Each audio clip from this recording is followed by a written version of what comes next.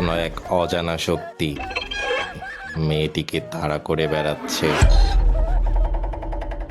মেয়েটি ভয়ে বেডের নিচে লুকিয়ে পড়ে,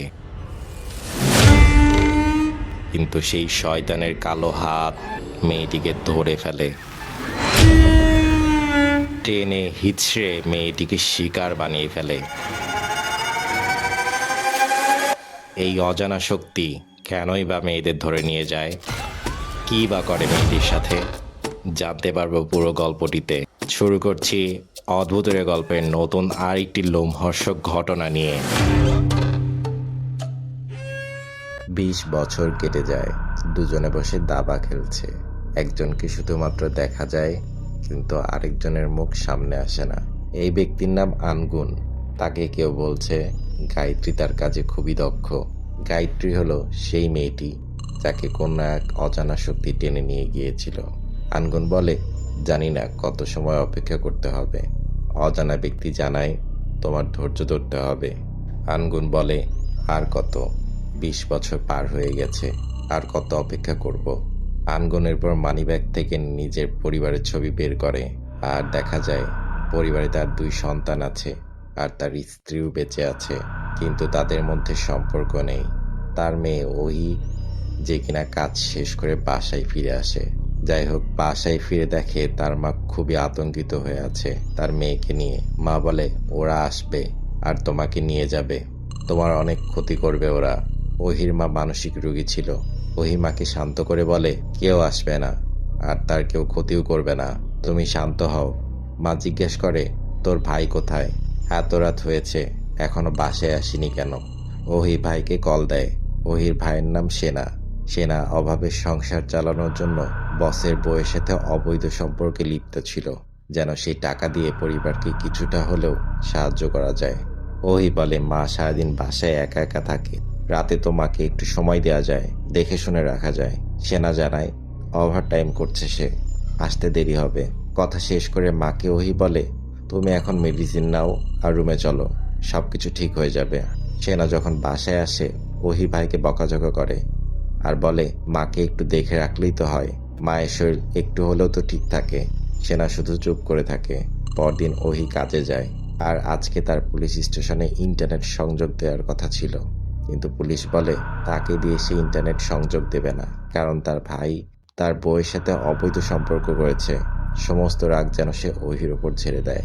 রাতে বাসায় এসে ওহি মায়ের সাথে ঘুমানোর প্রস্তুতি নিচ্ছিল, কিন্তু হঠাৎ দেখে পর্দার ওপাশে কারো কালো ছায়া। ওহি বাহিরে আসলে হঠাৎ করে 2জন মুখোশ পরিহিত মানুষ ওহির ওপর আক্রমণ করে। 2জন ব্যক্তি জিজ্ঞেস করে, তার ভাই কোথায়? তারা এটাও বলে, তার ভাইয়ের জন্য আজ তার এই অবস্থা। যেহেতু তার ভাই সেনা বাড়িতে নেই, তাহলে তার মাকেই মেরে ফেলতে হবে। তখন মেয়ের চিৎকার শুনে মা মেয়েকে বাঁচানোর চেষ্টা করলে একজন ওহির মাকে মারতে শুরু করে। পানির ট্যাবে মাথা ডুবিয়ে নিঃশ্বাস আটকে রাখে, এরপর ধারালো অস্ত্র দিয়ে মায়ের গলা কেটে দেয়। এতে ওহির মা সেখানেই মারা যায়।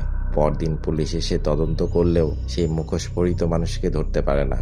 সেনা বাসায় ফিরলে ওহি বলে, যা কিছু হয়েছে তোমার জন্যই হয়েছে, কিন্তু সেনা বুঝে উঠতে পারে না এই কাজ আসলে কে করলো, কেনই বা করেছে।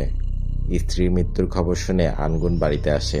প্রথমবারের মতো বাবা ছেলে মেয়ে একসাথে বসেছে। বাবা বলে, তোমরা এখানে সুরক্ষিত নও, আমার সাথে চলো। কিন্তু ওহি বাবার উপর অনেক রেগেছিল, বলে, ছোট থেকেই অনেক কষ্ট করে বড় হয়েছি, এখন তাকে আর তার প্রয়োজন নেই। সেনা বোনকে বোঝায়, কিন্তু ওহি কিছুই শুনতে চায় না। বাবা বলে, ঠিক আছে, আমি চলে যাচ্ছি, কিন্তু যখনই আমাকে মনে করবে আমি তোমাদের নিয়ে যাব। রাতে ওহি মায়ের কথা মনে করে তার রুমে যায় আর একটি গাছ দেখে। আসলে এই গাছের পাতা তার মা তাকে সুরক্ষার জন্য খাওয়াতো। তার বিশ্বাস ছিল এই গাছের পাতা তার মেয়েকে রক্ষা করবে। এখানে ওহি কিছু পুরনো ছবি পায়, যেখানে তার বাবার সাথে তার মা ছিল। হঠাৎ করে রুমে ইলেকট্রিসিটি চলে যায়। ওহি রুম থেকে চলেই যাবে, পরক্ষণেই পেছনে তাকালে দেখে তার মা বেডের ওপর বসে আছে। কিন্তু ওহি ভাবে, তার মা তো মারা গিয়েছে, এখানে কিভাবে আসবে?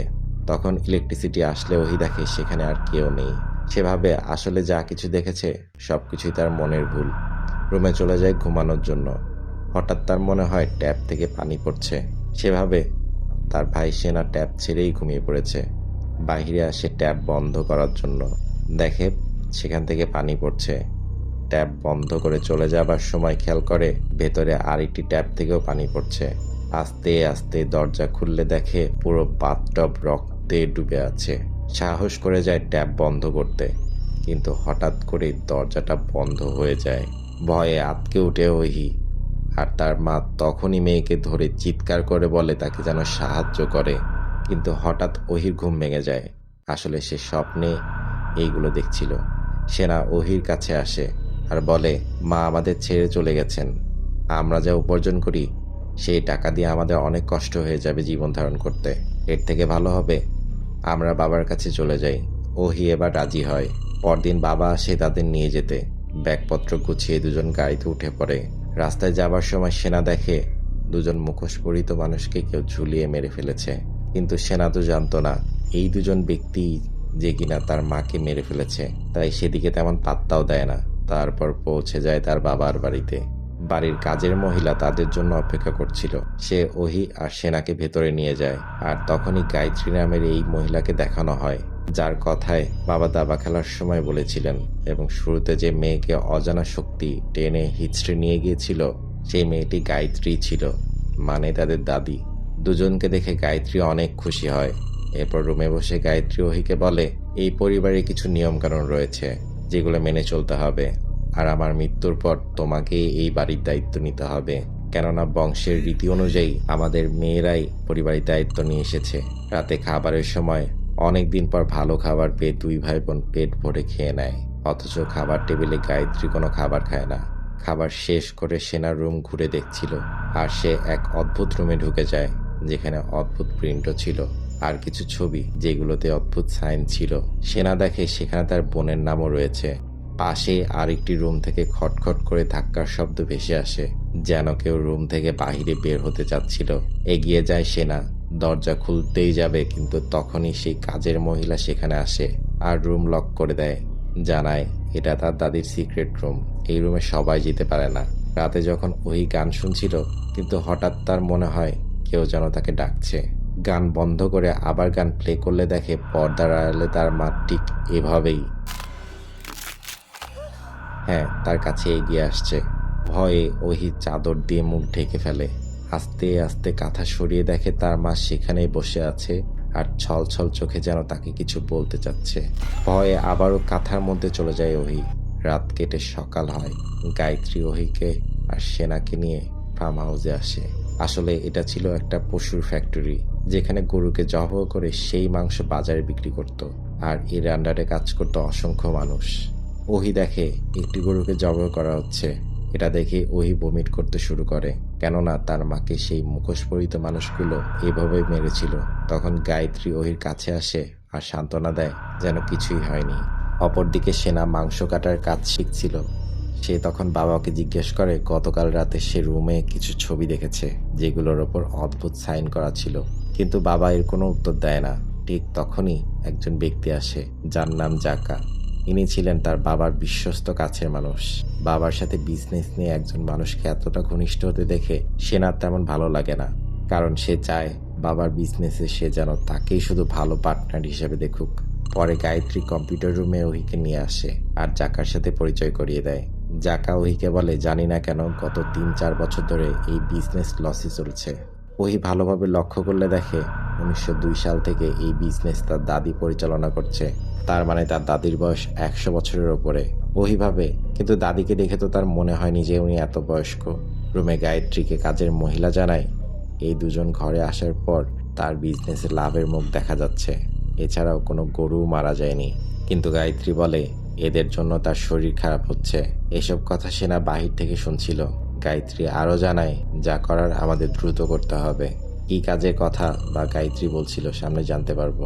সেনা রুমে এসে বোনকে জানায় দাদি অসুস্থ আর কী সব রহস্যময় কথা বলছিল। ওহি বলে এসব কিছুই না, দাদির বয়স হয়েছে, অসুস্থ তো থাকবেই।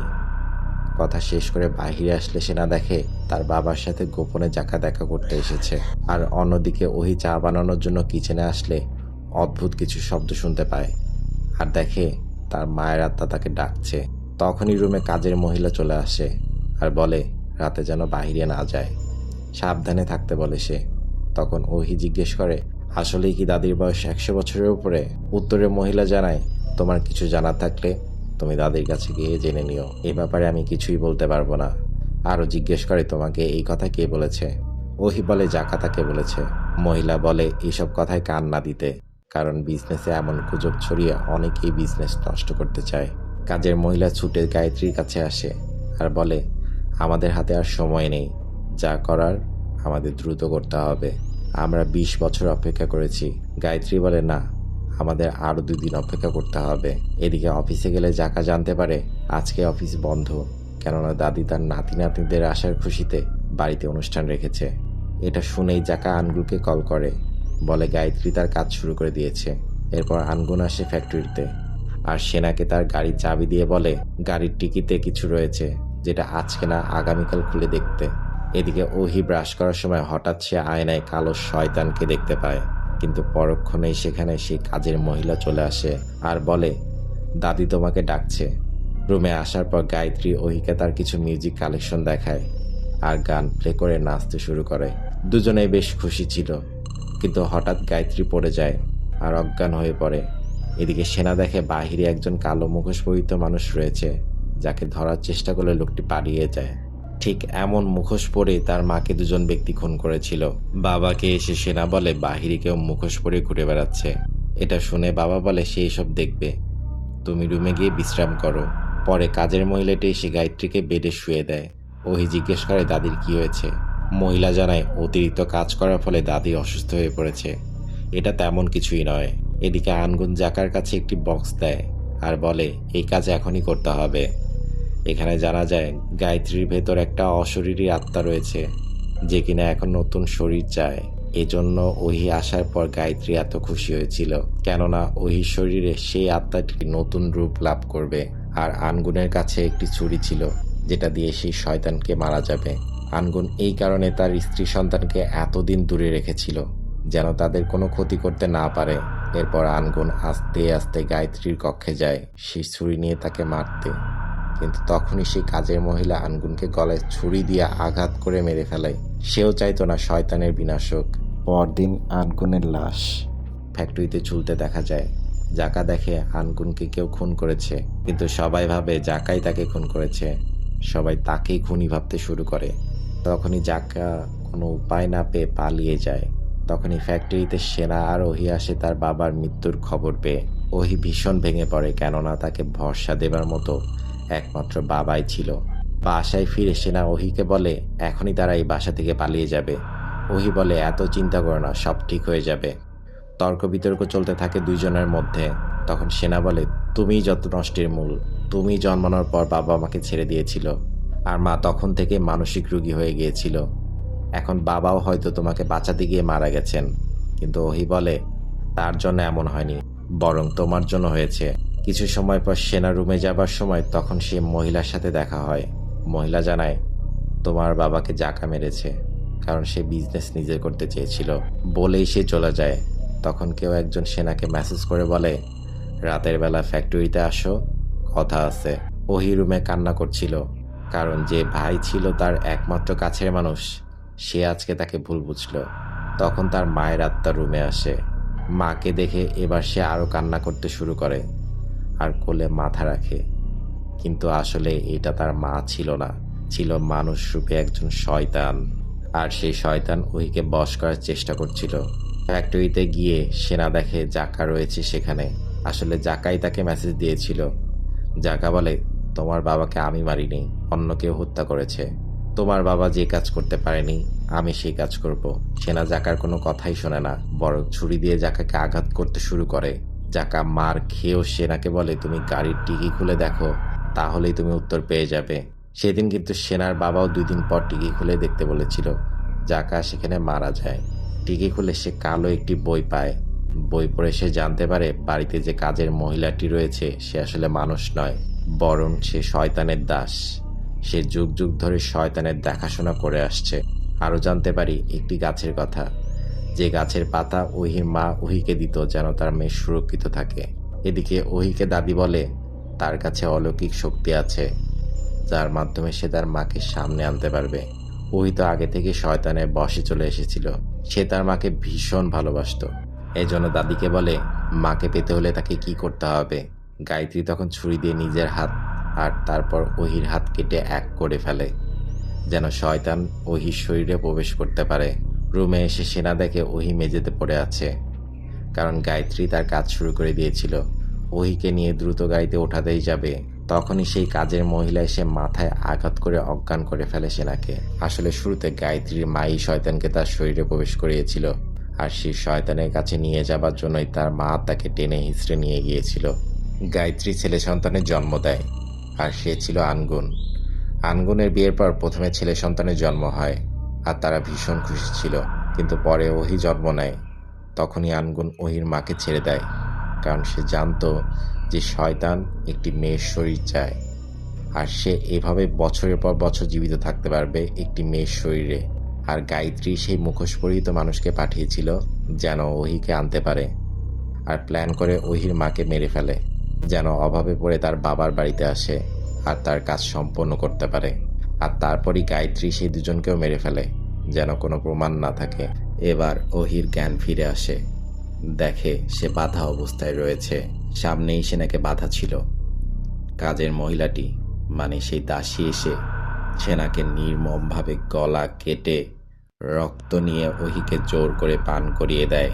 তখনই মন্ত্র পড়ে গায়ত্রী আত্মাদের হাজির করে, আর দেখা যায় ওহির মাও সেখানে ছিল। মাকে দেখে মেয়ে চিৎকার করে ডাকতে থাকে। তখনই দেখা যায় সেই শয়তান ওহিকে ধেয়ে আসছে আর ওহির শরীরে প্রবেশ করে, যেন সে আরও 100 বছর বেঁচে থাকতে পারে। এভাবেই গল্পটি শেষ হয়। তো কেমন লাগলো আজকের এই গল্পটি? ভালো লাগলে অবশ্যই সাবস্ক্রাইব করবেন, লাইক করবেন।